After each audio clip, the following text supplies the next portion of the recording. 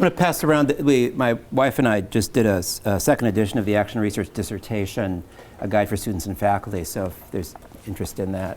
I'm not going to talk about action research today, but that's one of my passions. Just to give you some sense of who I am, but back in the late 80s when I did my doctorate, I was at Ohio State University. I'm actually kind of a Big Ten guy. My undergraduate was at Iowa and my PhD was at Ohio State. And I came into it having been a teacher and a principal. So I come out of practice. I'd been a practitioner for a good 10 years, which is, to some extent explains my interest in action research, right? Because I'm really interested in working within those tensions, the sort of high theory practice hyphen, as they say, the tensions between practice and theory. And so I'm not really a sort of classically trained academic. I don't even come out of anthropology or sociology. I was an English major, so that explains maybe my interest in discourse analysis and various kind of textual approaches, drawing from literary theory and so on. And so my goal in some ways is to sort of expand how we think about qualitative research, because I think to some extent qualitative research has been somewhat mired in either qualitative sociology or anthropology. And by the way, Margaret Eisenhart really is a legitimate and genuine anthropologist, ethnographer, and is the expert on methodology. I'm really not the expert in the room when it comes to research qualitative methodology. I'm actually more interested in sort of the epistemological kinds of questions and questions of how we understand phenomena, not just at the cultural level, but also at the structural level, and how those come together in our work. So when I went to Ohio State, I not only had been a practitioner and was somewhat skeptical of ivory tower academics, but I also had been a student activist at Iowa as an undergraduate and Students for Democratic Society, and I had been in a lot of Marxist study groups, and so I was interested in Marxist theory. In my generation, under McCarthy period, we weren't exposed to anything left of Attila the Hun, and so when we got into college, and it wasn't in our courses either, so we all formed these groups to study Capital and all these kind of classical Marxist texts. So I was looking around for a faculty member who could help me sort of merge my sort of political economy interests with the sort of growing popularity of ethnography at the time. And I didn't really find anybody, but I did manage to sort of think through a lot of the issues for my dissertation, which ultimately became sort of my methodology chapter and then became a piece published in RER back in, 1990 or something, on critical ethnography, one of the first pieces, I think, when that was still a new sort of idea. And Erica mentioned a piece that Janelle Scott and I did recently on thinking about process causality as opposed to variable-oriented causality, right? I mean, thinking of causality not as cause and effect in a statistical sense, but causality more in a flowchart sense, right? As a series of processes causing various things, which I think qualitative research shouldn't shy away from saying that we deal in causality, right? Because the way we think about causality is simply different than the way statisticians think about the causality, that 0.05 significance level and so on. But we also were interested in this question of how those flowcharts or that causality occurs at different levels of analysis, right? So the macro level, micro level. And is it necessary, if we do want to understand how the macro level in some way constitutes the micro level, right? I mean, the micro level doesn't exist independent of the macro level, right? It's a synergistic relationship, and in some sense it's often the political economy or the macro level that actually is involved in constituting the micro level. It's spoken about as sort of everyday neoliberalism that we live. If any of you were at my talk, the LaGuardia Airport example of how we become sort of the internalized these various forces and become subject to them in complex ways, and how we study that at the micro level. My concern with qualitative research is that it can be essentially a very conservative project to the extent that it assumes that the cultural level has some kind of autonomy. And so therefore you can have a whole series of ethnographic studies in which they could be done as easily in 1955 as in 2015, because they sort of assume a kind of stasis at other levels of the system. I think we're getting better at understanding how these shifts impact classrooms and schools and micro-level processes. But I think we need to be much more explicit and think through those issues much better. When we go through with our little coding systems and our little software systems, how do we incorporate, it's almost as if, we're kind of going back to the 1960s and Glaser and Strauss and, grounded theory, which is a really neo-positivist approach. And it had to be, because to legitimate qualitative research back then, you almost have to have a kind of analytic induction, neo-positivist kind of, approach to be taken seriously. But I think hopefully we're past that now, and we can think more creatively about how we engage in qualitative research. And I think also we need to think about who's our audience for our qualitative research. Is it just a handful of our colleagues at a five-star hotel somewhere at AERA, or is it a broader audience? Who are we speaking to with our research? And so those are some of the issues I want to raise today. I'm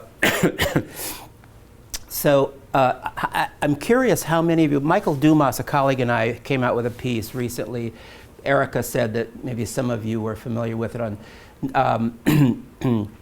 policy knowledge, impact of qualitative research on policy. Should I assume people have some idea of what our argument was in that? No. Okay, so essentially we were sort of toying with this problem of to what extent do those of us who do qualitative research defined broadly have an impact on policy? It's a larger question, is whether academics have an impact on policy, period, and if so, how, right? And you could also ask an impact on practitioners and practitioner practices in schools and classrooms as well. And so the first thing we wanted to sort of establish was that this sort of argument that qualitative research is somehow less valid or reliable and so forth than quantitative research. So we kind of debunked that notion and basically argue, look, any kind of methodology you're using has its limitations, its pros and cons. You either get great depth or you get shallow, but great breadth, or you get, it's all about trade-offs, right, in terms of what you're going to get from your research. And so to get away from this idea of better, worse, whatever. And while officially we all think it's your research question determines your methodology, the fact is we all specialize. So we tend to have a methodology, and then we ask the questions that qualitative researchers would ask, or that quantitative researchers would ask. I mean, that's kind of heresy, but that's really the way I think it works in practice. You don't find, quantitative researchers really asking qualitative questions, or the other way around. And because we're trained in our formation in graduate school really does to some extent determine how we think about research later on. It's one of the reasons I can never get people interested in action research, because there's not a doctoral PhD program in the country that takes action research seriously. And so when faculty are putting together committees and a student says, I want to do action research, it's like, whoa, tell me what's that, and they have sort of an idea of it. So you end up with these weird hybrid dissertations where the person's in their setting and they're doing the research themselves, and they're referring to the researcher as if it's some third person, right? So I think that somehow has implications for how we train future researchers, in terms of thinking more broadly about the various options that are out there, because it is proliferating. We now have a lot of network analysis and GIS, geographic information service analysis, and discourse analysis and critical discourse analysis. And so, qualitative research is proliferating in many different directions with many new methodologies that are, it's not just about interviews and observations anymore, right? And that tends to be kind of, I think, how we teach qualitative research. So let me, so in our article, we began to think about, if we really think about the relevance of our research to whether it's policymakers or practitioners, how do we think about as qualitative researchers how that works? And one of the things we did in the article was to sort of redefine relevance in some way that I don't have time to go into now, but also to think about who are our audiences and really think through what are the multiple audiences that we should be addressing now. And one of the interesting things about to what extent does our research make its way to legislators? And you folks in Wisconsin should be particularly aware of that because you've had such a contentious political environment here around the anti-labor stuff, and I just bought the paper today about the statement about universities and so forth. So how do we get to those folks with our research, right? And that's a question that unfortunately a lot of think tanks have figured out, and we haven't, right? And I addressed that a little bit in my talk yesterday. We need to get better at getting our work out there because we're the ones that are sitting on the actual evidence, not just the ideology, right? So policy is increasingly being made for ideological reasons. We should convert everything into markets, right? Transfer from the business sector into the public sector. Well, that's an ideological position, right? There's no evidence that schools work better as businesses, but it's become a common sense out there that somebody has created. And we need to use our research and our data to talk back to some of that, either support it with data or contest it with data. Chris Lubinsky and Lubinsky have a new book out on, why with a quantitative study of arguing that public schools actually do better than private and charter schools, right? Which is kind of counterintuitive based on the kind of propaganda we hear out there. Now, one of the problems that we've raised in that article also is typically when we debate something like charter schools or reading instruction or bilingual education or any of a number of areas, it typically is sort of dueling quantitative studies, right? So Stanford came out with a study saying charter schools were not doing so well, and even from the Hoover Institute, right, which we wouldn't have expected. Then Carolyn Hawksby at Harvard comes out with her study saying, no, they actually do better. And then there's another, this back and forth of dueling studies is how we tend to think about how we interface with policy. And of course, we know that a single study really doesn't say much until we have a kind of accumulation of evidence over time. But the press, for example, has tended to start, thinking that way, whether it's the Journal of Medicine or Educational Research or whatever, you get these headlines of, Stanford study says blah. So I think one of the contributions that qualitative research can make is to begin to provide some more nuanced analyses of these issues. The quantitative data can give us really nice, correlational data, in some cases good cause-effect data, but not very nuanced data. And so that's where qualitative research comes in, and that's where we need to somehow provide that level and it may be at the implementation level that we may have our strongest findings rather than at the policy framing level.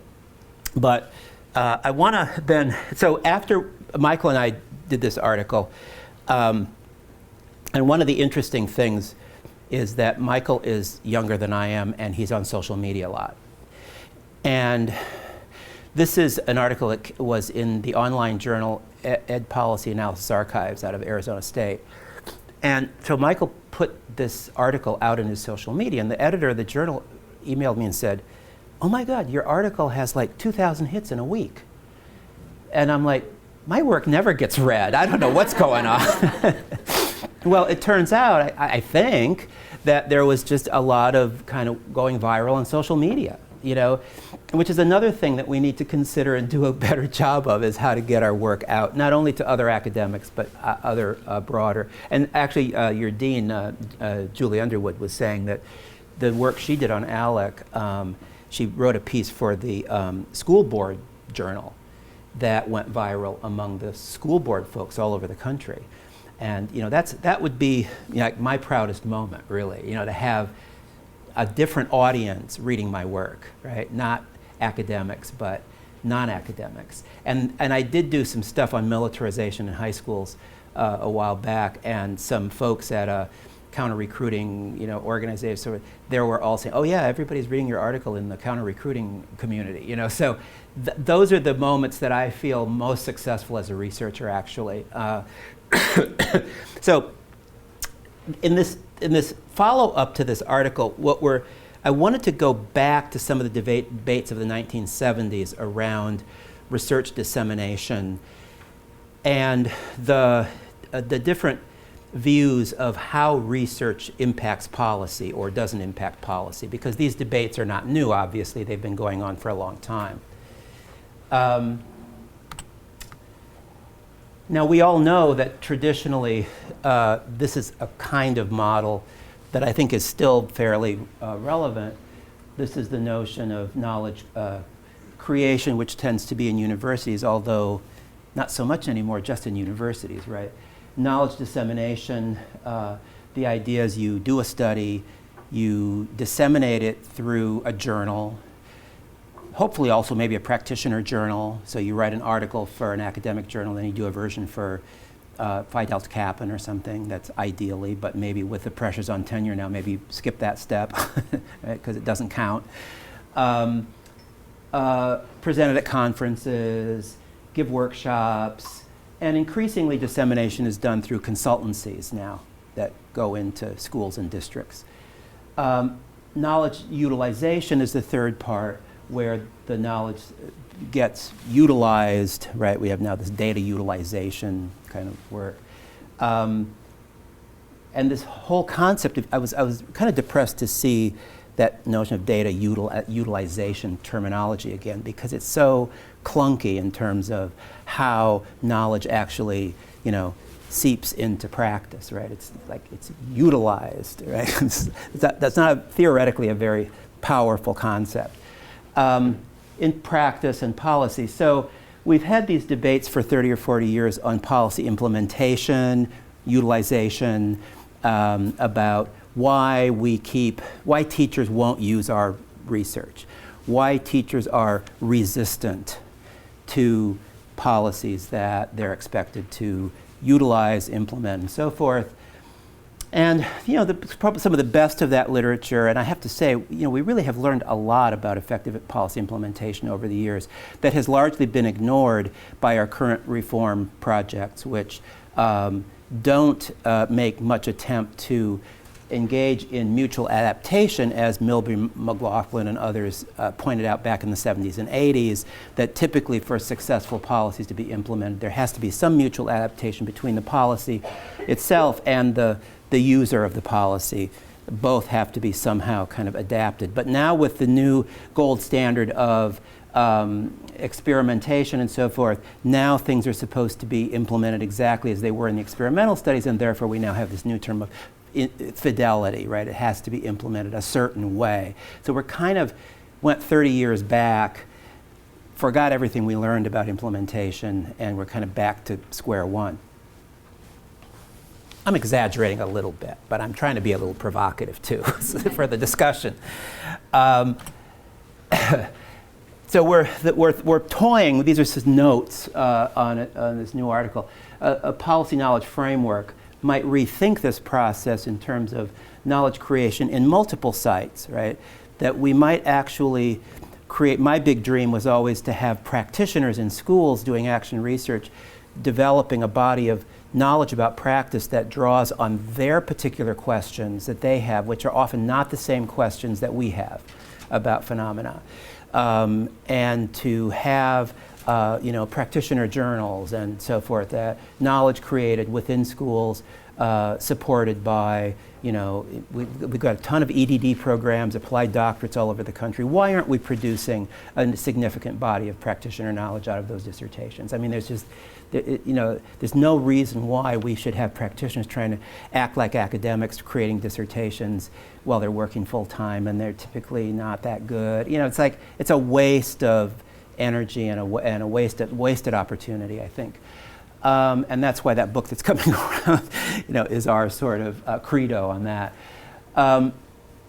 Knowledge circulation, instead of knowledge dissemination, I tend to think more of knowledge creation, or circulation rather, that knowledge gets either transferred, say, from one social sector to another, from business to education, right? And we don't understand that process. We haven't studied that process. We don't know. We get these ideas that come in from business. Nobody is thoughtfully thinking them through in terms of their implications. There's no research focus on that, or very little at least. We have a little bit more on knowledge transfer globally, from country to country, but we don't have very much sector to sector knowledge transfer. And that's where a lot of our knowledge in education is coming from. Knowledge creep. How does knowledge sort of creep? This goes back to sort of Carol Weiss's illumination notion. And knowledge power, right? The sort of Foucaultian idea of how power actually gets internalized, circulates, the sort of biopower notion of how we become constituted as subjects through power and through knowledge, right? Through curriculum and so on. And then finally, instead of knowledge utilization, knowledge appropriation or knowledge enactment, right?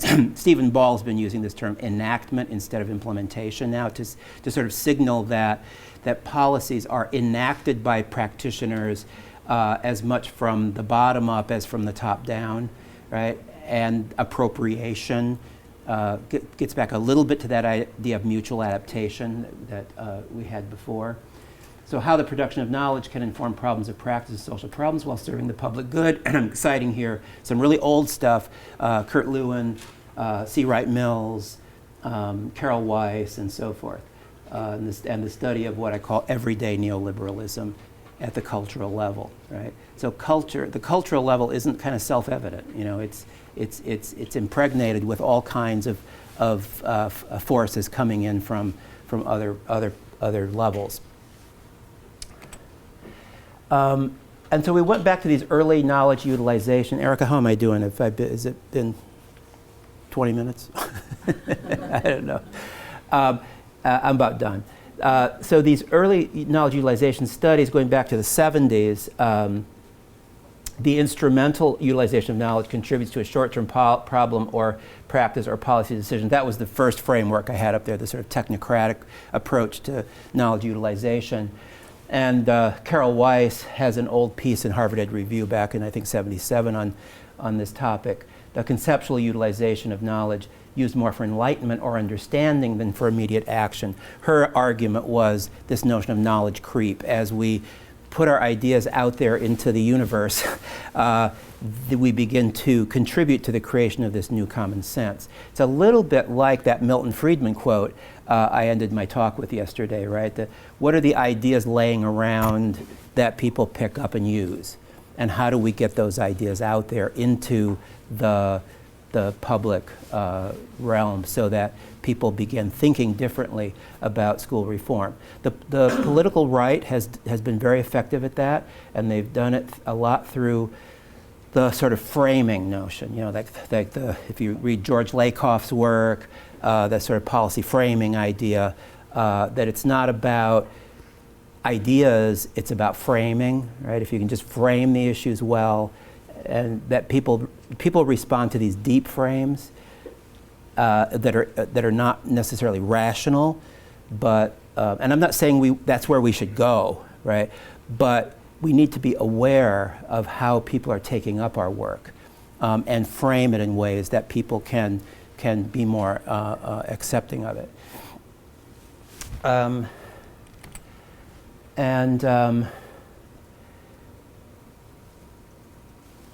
yeah, so we have this now evidence-based what works approach has become the dominant goal of research. Qualitative research is viewed as lacking the methodological tools that allow for social prediction. This is kind of the framing of the problem, right? Is that in a what works world, qualitative research doesn't do such a good job at telling people what works, right? Except in a much more nuanced level, but that doesn't seem to be what policymakers are looking for at this point. So what does policy do? It should take up issues of complexity, context, causality, audience, advocacy, and epistemology. It's most useful for problem definition, agenda setting, and policy utilization enactment. Some of the policy frameworks that are most useful are the Kingdon's multiple streams approach, advocacy coalition, critical policy analysis. And these areas are what we want to explore, and I'll just run through them very quickly. Knowledge as policy borrowing, I talked a little bit about that already. Interdisciplinary diverse epistemologies, right? So that we think about our research as, so that, say, participatory action research should be a legitimate form of action, of qualitative research, but currently it isn't. Diverse audiences. Policy knowledge is produced in multiple sites by diverse communities for diverse audiences. I think this is a goal. It's already happening. Policy knowledge is political, and like scientific knowledge is actively promoted by networks of knowledge advocates. I'm referring to Thomas Kuhn's work on scientific revolutions, right? That great scientific theories were actually promoted by scientific communities. And that also is the case with policy knowledge. We have to acknowledge the fact that those with the most power, the most corporate money, and the best political strategies are promoting their ideas very effectively, and we're not. Policy knowledge should be decolonizing. I won't go into that. I'm sure some of you have read some of De Sousa Santos' work on the Global South, and Linda Smith's work on Aborigines in Australia. That there are multiple notions of causality and validity, and that's where the piece with Janelle that I wrote on process causality, that we need to sort of reclaim causality in this sense, and that we need to be able to do work with somewhat higher inferences to understand the relationship between the micro and the macro. In qualitative research, we seem to have this low inference notion, which is, of course, it's important because in quantitative research we have the 0.05 or the 0.01 significance level, which is a low level of inference for our results. We do need something similar in qualitative research, but sometimes I think if we're going to do more holistic research, we can't be so worried about low inference that we're afraid to include anything from the macro level in our analysis, and how to make those links in some way that is credible and plausible. And that's it, I think. Yeah. Thank you. So the idea here was to provoke a conversation more than present any kind of in-depth analysis here.